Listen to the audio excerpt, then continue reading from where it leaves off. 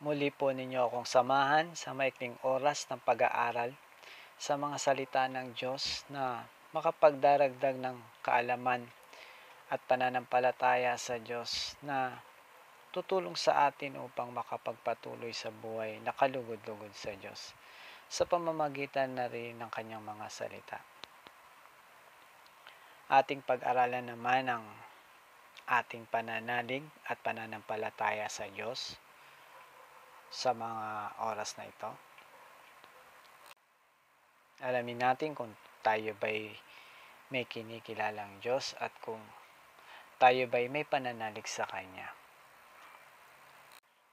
At dahil Diyos ang ating tinatawag dito, siguradong tayo'y hahanapan niya ng katunayan ng pagkilala natin sa Kanya. Pakinggan niyo ang sinasabi sa Tito chapter 1 verse 16. Ang sabi nila'y kilala nila ang Diyos, ngunit ito'y pinabubulaanan ng kanilang mga gawa. Sila'y kasuklam-suklam at suwail at di nararapat sa anumang mabuting gawain. Ibig sabihin pala mga kapatid, kaibigan, hindi dahil sinabi natin, yun na kagad ang magiging katunayan nun. Kundi, nasisiyasat ang ating mga salita sa pamamagitan na rin ng pamumuhay natin. Sa ating pagpapahayag ng ating pananalig at pananampalataya, naroon dapat yung pagpapakilala o pagpapatunay ng ating mga sinasabi. Dahil ang Diyos, ang Diyos naman na may gawa ng langit at lupa at lahat ng bagay na naroon, ay nagpakilala naman din sa kanyang mga nilikha. Pakinggan nyo ang sabi sa Roma, chapter 1, verse 19 to 20. Ganito po ang sabi. Ang maaring malaman tungkol sa Diyos ay maliwanag, yamang inihayag ito sa kanila ng Diyos. Mula pa nang likain niya ang sanlibutan, ang kalikasang di nakikita, ang kanyang walang hanggang kapangyarihan at pagka-Diyos ay maliwanag na inihahayag ng mga bagay na ginawa niya. Kaya nga yung mga taong matatawag nating matalino, doon pa lang sa mga bagay na likha ng Diyos, nakikita na nila yung galing, yung ganda ng mga ginawa ng Diyos, Kahit sa atin naman makikita natin sa iba't ibang lugar pa lang yan, talagang hahanga ka na sa gumawa, Dahil yun nga, dahil na-amaze tayo sa mga bagay na talagang napakaganda na masasabi natin Diyos ang may gawa. Bukod pa riyan, ang Diyos naman ay nakikipag-usap sa tao mula noon magpahanggang ngayon, para pagpapatunay na talagang may Diyos. Bukod pa sa kanyang mga ginawa, hindi lamang doon, talagang siya ay nagsalita sa atin, mula noon sa mga unang tao magpahanggang ngayon. Pakinggan nyo ang sabi sa Deuteronomio chapter 4 verse 35 to 36. Ganito ang sabi. Ang mga pangyayari ito'y ipinamalas niya sa inyo upang maniwala kayo na walang ibang Diyos maliban sa Kanya. Mula sa langit, nagsalita siya sa inyo upang kayo'y turuan. At dito sa lupa, nagsalita siya mula sa apoy. Kaya kung babasahin natin ang kasaysayan ng tao, nandoon yung pakikipag-usap ng Diyos sa iba't ibang paraan. Nagsasalita siya mula sa langit sa pamamagitan ng anghel. Pag binasa natin yung mga unang tao katulad nila Eva at Adan, nandoon yung talagang ang Diyos ay nakikipag-usap sa tao. Sa ganung paraan na parang direkta nga kung iisipin natin. At sabi pa doon, nakikipag-usap din siya sa pamamagitan ng apoy dito sa lupa. Sa Diyos naman ay walang imposible. Makapagsasalita siya kahit sa langit.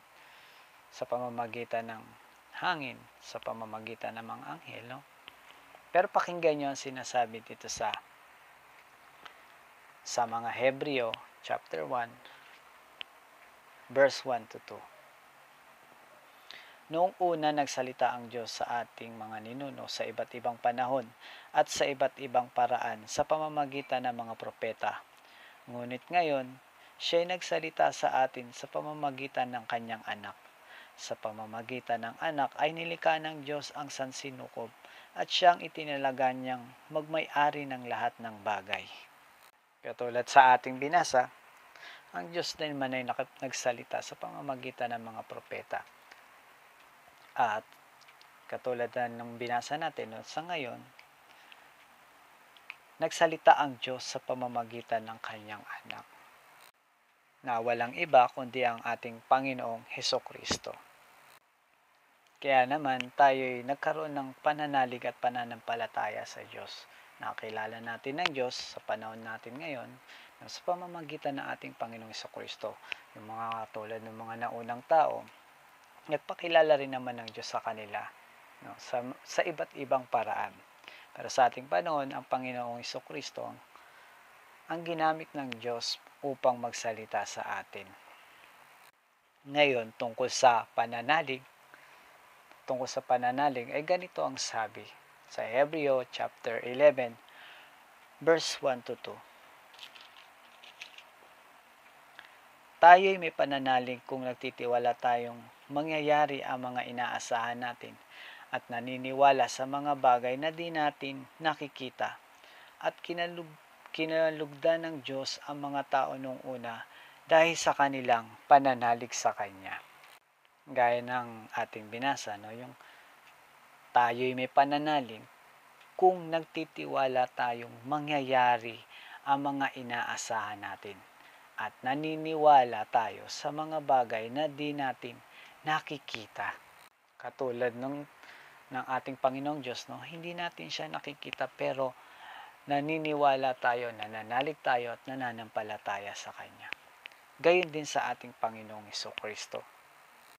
Bagaman na hindi natin inabot ang ating Panginoong Hesukristo, naniniwala tayo, nananalig na siya ang bugtong na anak at makapangyarihang salita ng Diyos.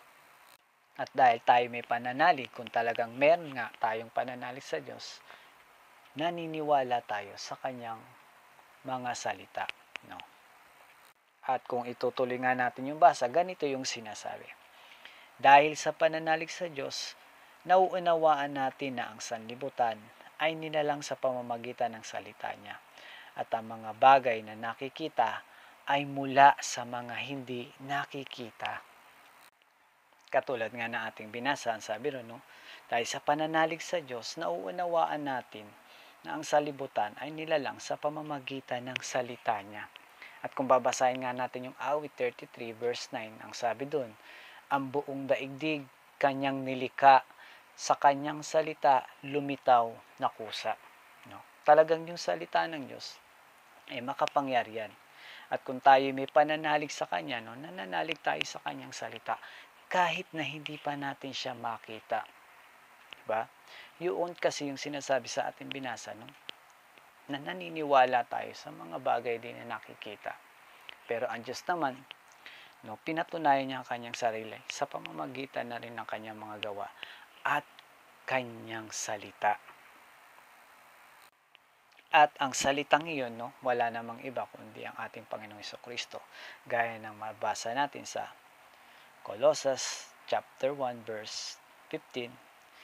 No, ganito ang sabi, si Kristo ang larawan ng Diyos na di nakikita at siyang may kapangyarihan sa lahat ng nilikha, sapagkat ang lahat ng nasa langit at nasa lupa, nakikita man o hindi, pati ang mga nagahari at namamahala, mga namumuno at may kapangyarihang espiritual ay pawang nilikha ng Diyos sa pamamagitan niya at para sa Kanya. Kaya nga, napakabuti ng Panginoong Diyos kung iisipin ninyo, sapagkat parang binibigyan niya tayo ng shortcut, diba? Yung pananalig. Hindi na natin kailangan pang saliksikin. Although pwede naman binibigyan tayo ng kalayaan ng Diyos, magsaliksik ka kung gusto mo, no? Mula sa mga bagay na nilikha niya para malaman mo nga kung may Diyos o hindi o wala, no? No, pag siniyasat mo paano lahat ng bagay, no? Napakaraming pag-aaral na talagang dadaanin mo. At bandang huli rin, no, malalaman natin na talagang may gumawa sa lahat ng bagay. Yung wala na nga iba kundi ang Diyos yun. Pero sa atin, no, sa mga nananalig, nananampalataya sa Diyos, no, parang shortcut na yun. Parang sinabi ng Panginoon, no, manalig ka sa akin. No, ipapakita ko sa iyo, magpapakilala ko sa iyo. No? Yun yung parang hiwaga talaga ng Diyos eh. Kaya yun ang ibinibigay niya, yung paniniwala mo sa mga bagay na hindi nakikita. Paniniwala natin sa Diyos na hindi nakikita na siyang pinagmulan ng mga bagay na nakikita natin ngayon. At sa ating merong pananalig at pananampalataya sa Diyos, yun na ba yun? Doon na ba natatapos yung ating pananalig at pananampalataya sa Diyos? Hindi, gaya ng ating binasa kanina. Gaya ng binasa natin sa Hebreo chapter 11, tayo may pananalig kung nagtitiwala tayong mangyayari ang mga inaasahan natin. Meron tayong inaasahan buhat sa Diyos. Kapagkat ang Diyos ay nangusap naman sa atin, gaya na ating binasa, noon nang nakipag-usap ang Diyos sa mga unang tao sa pamamagitan ng mga anghel, ng mga propeta, at ngayon sa atin, nangungusap ang Diyos sa pamamagitan ng kanyang anak. At meron tayong inaasahan sa kanya sapagkat meron siyang sinabi sa atin. Mga bagay na hindi natin nalalaman. Anong bagay yung hindi natin nalalaman? Na siya yung may gawa ng lahat ng bagay. At ang lahat ng ginawa niya ay pawang mabuti. Pero yun nga, dahil sa hindi natin pananalig sa Diyos at hindi natin pagkilala sa Kanya, nasisira unti-unti ang mga bagay na mabubuting nagawa ng Diyos na tayo ang may kagagawan. Yung plano niyang mabuti para sa atin, tinatanggihan natin. Dahil sa hindi natin pagsunod sa Kanya at sa kawalan natin ng pananalig sa Kanya, sa Kanyang mga salita at mga utos. Kung babalikan natin yung kasaysayan, mula kala Eva at Adan, nakikipag-usap ang Diyos sa tao.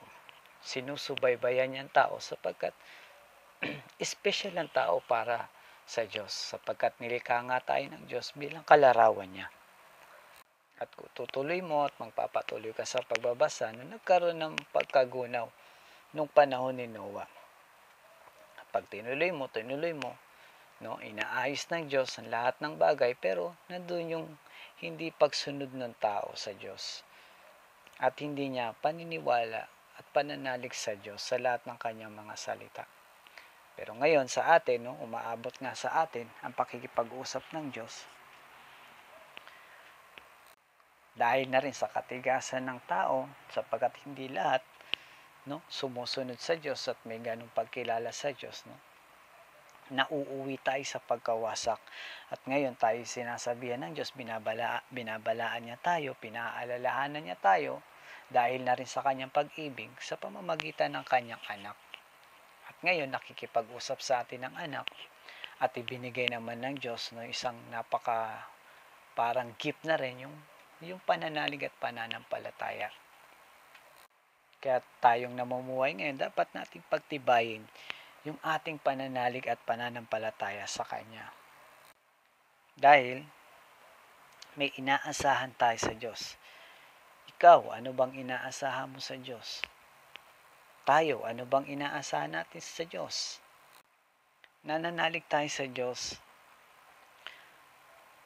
at may inaasahan tayo sa Diyos. Nananalig tayo na sa buhay na to, nananalig tayo na tutulungan tayo ng Diyos sa hirap ng buhay, sa sanlibutang ito. Nananalig tayo kanyang pagpapalain, na tayo kanyang ililigtas sa lahat ng masama na pwedeng mangyari sa atin sa mundong ibabaw na to. Nananalig tayo sa lahat ng mga salita Nananalig tayo sa sinabi niyang muling pagkabuhay sa pamamagitan ng kanyang anak. Nananalig tayo sa bagong langit, bagong lupa na pangako ng Panginoong Hesukristo sa atin. Yan. Kung saan wala ng kamatayan, dalamhati, pag-iyak at sakit. Gaya ng mababasa natin sa Pahayag chapter 21. Nananalig tayo na kakamtan natin ang buhay na walang hanggan na katulad ng buhay ng ating Panginoong Hesukristo. At namumuhay tayo sa pananalig na inaasahan natin na makararating tayo o makapupunta tayo doon sa pinuntahan ng ating Panginoon. At habang tayo nasa sanibutang ito, namumuhay tayo sa pananalig sa ating Panginoon Hesukristo. Nananalig tayo sa kanyang mga salita, sa kanyang mga buhay na salita, sa kanyang mga turo, na siyang daan sa pinuntahan ng ating Panginoon. Ang Panginoon na rin ang may sabi nun. Amen? Siya ang daan, siya ang katotohanan, at ang buhay. Kaya nga mga kapatid, kaibigan, dapat tayo maging matibay sa ating pananalig at pananampalataya. Habang tayo nabubuhay sa sanlibutan ito, mamuhay tayo sa bawat araw ng may pananalig at pananampalataya.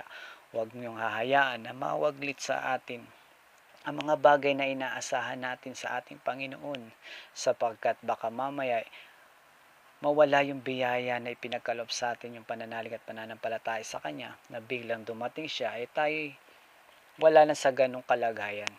Katulad nga nung sinabi ng Panginoon, mababasa niya sa Lucas chapter 18, ang talinghaga tungkol sa babaeng balo at hukom. Sa verse 8 nun, ang sabi ng Panginoon doon, sinasabi ko sa inyo, agad niyang igagawad sa kanila ang katarungan. Ngunit pagdating ng anak ng tao sa daigdig na ito, may makikita kaya siyang mga taong nananalig sa kanya. Kaya't maaaring datnan tayo ng Panginoon na wala sa ganong kalagayan.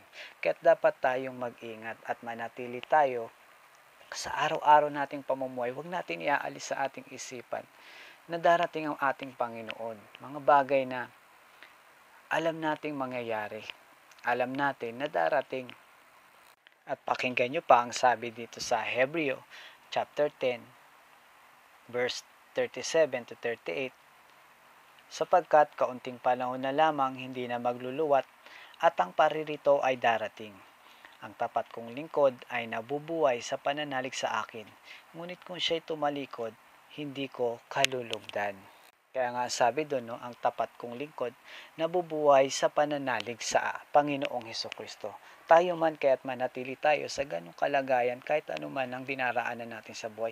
Huwag mong hayaan na maging abala tayo sa lahat ng bagay na maghihiwalay sa atin o magpapalimot sa atin sa ating pananalig sa Diyos, sa mga bagay na inaasahan natin buhat sa Diyos, mga pangako na inaasahan natin buhat sa ating Panginoong Hesukristo.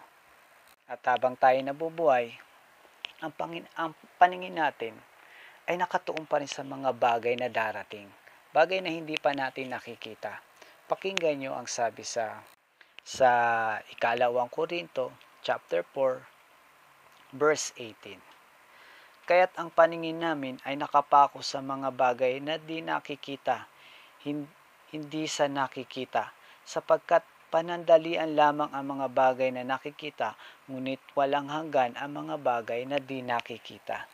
Pakinggan nyo pa ang sinabi sa Colossus chapter 3 verse 2. Ganito ang sabi, isaisip ninyo ang mga bagay na panlangit, hindi ang mga bagay na panlupa. Kaya nga tayong nananalig sa Panginoon, nakapako ang mga bagay natin sa mga bagay na panlangit, bagay na mga makalangit. Bagaman tayo nasa sanlibutan, ang laman naman ng isip natin ay mga bagay na panlangit. Yamang sinabi naman na ang lahat na nakikita natin ay may hangganan, katulad ng tinitira natin ngayon. Kaya nga, inaasahan natin yung muling pagparito ng Panginoon sapagkat ipinaghahanda niya tayo ng isang silid o isang lugar o isang tahanan na doon walang pagkasira, walang pagkawasak. kaharian na wala ng paghihirap, wala ng sakit, no? Kaya nga sabi ko, mababasa niyan sa Pahayag 21, sapagkat ibig ng Panginoong Hesukristo na magkamit tayo ng mga bagay na walang hanggan, gaya ngayon ng kanyang kinalalagyan. Kaya't ang kailangan lang natin yung ating pananalig at pananampalataya ay manatili sa atin habang nabubuhay tayo. At panghawakan natin yung mga bagay na darating pa at hindi lang ang mga bagay na narito lamang. Hanggang dito na lang pong muli. Maraming salamat po sa inyo. Muli niyo akong samahan sa ganitong pag-aaral sa mga susunod pa. Maraming salamat sa inyo. Ang lahat ng kapurihan, pasasalamat ay sa Diyos. Amen.